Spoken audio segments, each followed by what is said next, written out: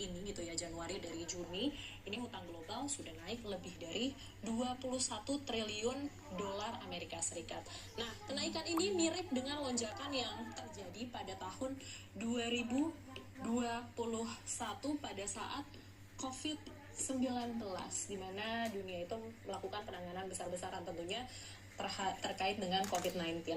Nah, rasio utang dunia terhadap output global ini memang masih bergerak menurun secara perlahan, namun angkanya itu masih tinggi, yaitu tepat di atas 324%.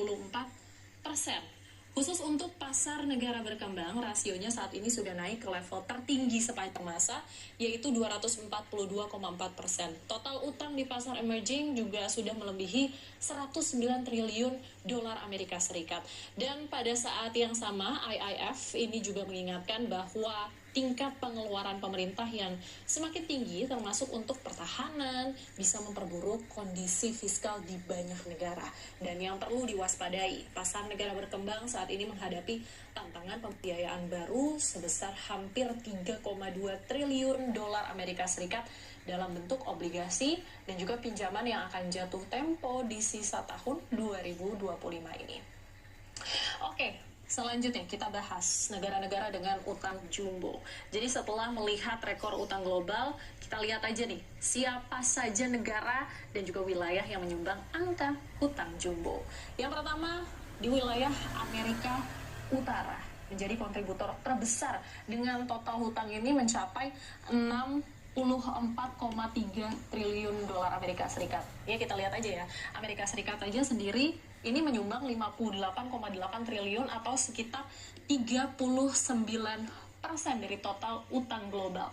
Jadi mayoritas ditanggung oleh pemerintah, lalu lembaga keuangan dan korporasi non keuangan. Selanjutnya di Amerika Utara ini ada Kanada yang tercatat memiliki utang sebesar 4,3 triliun dolar Amerika Serikat dan juga Meksiko yang memiliki 1,2 triliun dolar Amerika Serikat.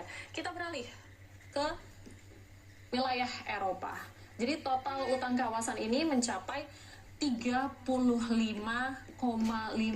triliun dolar Amerika Serikat dengan Perancis ini menyumbang terbesar dengan angka 6,5 triliun dolar Amerika Serikat, lalu disusul dengan Inggris 6,3 triliun dolar Amerika Serikat, lalu ada Jerman gitu ya 4,7 triliun, lalu ada Italia sebesar 3,8 triliun dolar Amerika Serikat. China ini menduduki posisi kedua di dunia, 1 triliun